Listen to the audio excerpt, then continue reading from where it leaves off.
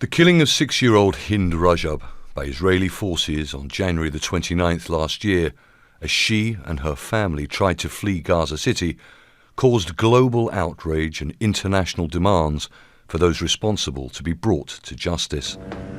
This is the bullet-riddled car in which Hind lay trapped and terrified with the bodies of her aunt, uncle and cousins.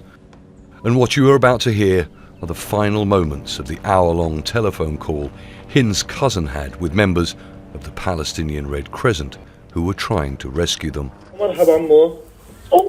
الو مرحبا عمو. انتوا مش عم تدخلوا علينا. الو مرحبا. ايوه تدخلوا علينا. الدبابة جنبي. انتوا متخبيين؟ في السيارة احنا جنبينا الدبابة. انتوا جوا السيارة؟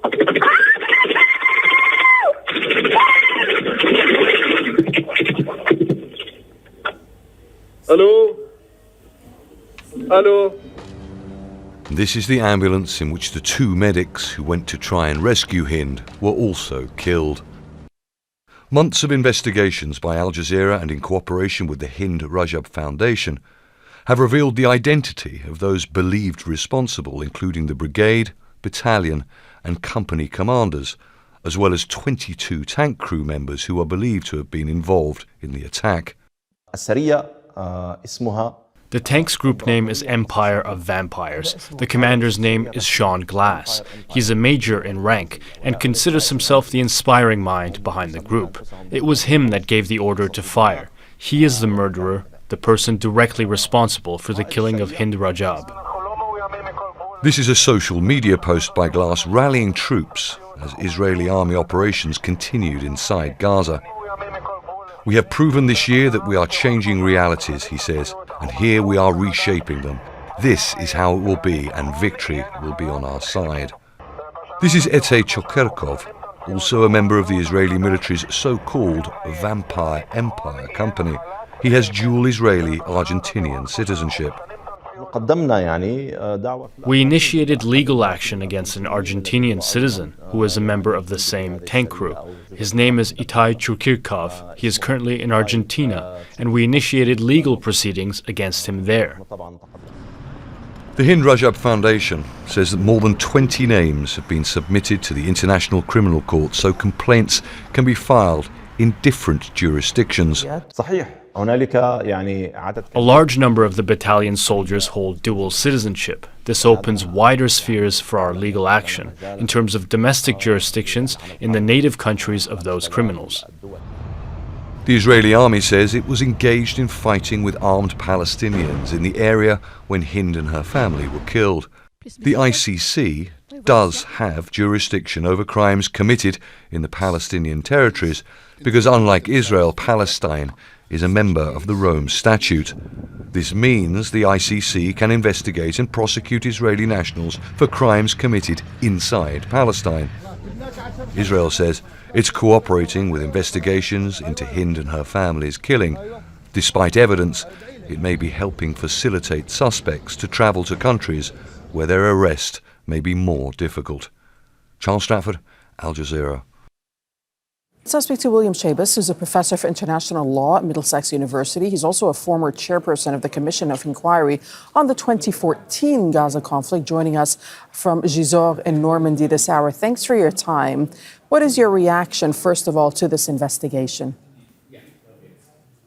Well, I think it's very impressive, the fact that we now have such precise information that clearly shows that the Israeli officials have been lying in their accounts about what happened.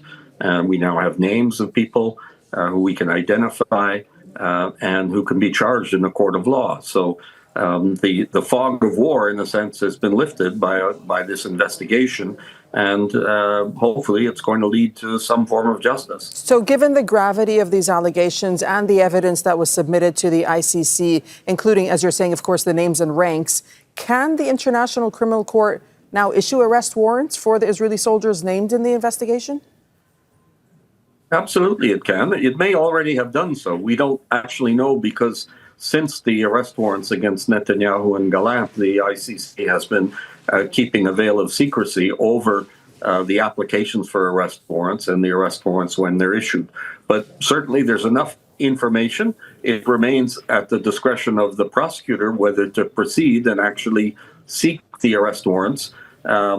It's possible that the prosecutor would consider this to be an individual, more isolated crime rather than a large systemic crime. It could be part of a broader charge that goes higher up in the ranks of the Israeli establishment, of the Israeli military and government, to hold accountable senior leaders for this as a kind of emblematic crime of what they've been doing. And with some of the those named in this investigation holding dual citizenship, what role can the national courts play under the principle of universal jurisdiction in prosecuting these crimes? Well, national courts can prosecute them. It really doesn't depend on the nationality of the accused person. It's really a matter of whether the legal system in the country permits the exercise of universal jurisdiction and whether there's political will to do it. Because in most countries, this depends on a political decision taken at a very high level as to whether or not to exercise universal jurisdiction. The other possibility is that some of the Israeli suspects could be tried based on their dual nationality by the state other than Israel, where they have nationality, and also to the extent that they may dispute the International Criminal Court's jurisdiction over the territory of Palestine, they may fall under the umbrella of their passport, of their alternative passport to the Israeli one, which may also provide a basis of jurisdiction for the International Criminal Court. And so there are many possible avenues here. Right. And given, though, Israel's non-membership in the ICC, does that factor in at all? How realistic, then, is it that these people will face justice?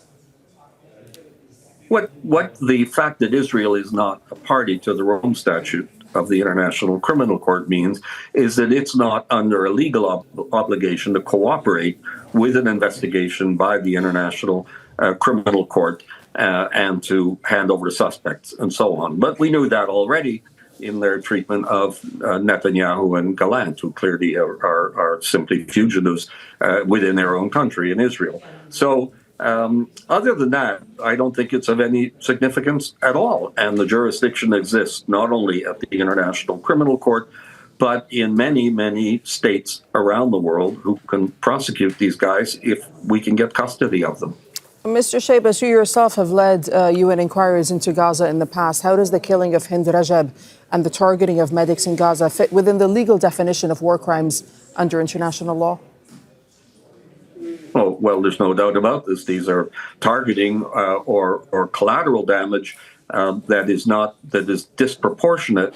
And so it fits into a number of categories of war crimes, depending on the level of evidence that we can produce, the extent to which these were actually very deliberate, intentional killings of non-combatants, of non-combatant civilians. Obviously, when children are killed, there's no question of them being combatants. It's not even an argument or a suggestion. So absolutely, it fits in within the definitions in Article 8 of the Rome Statute.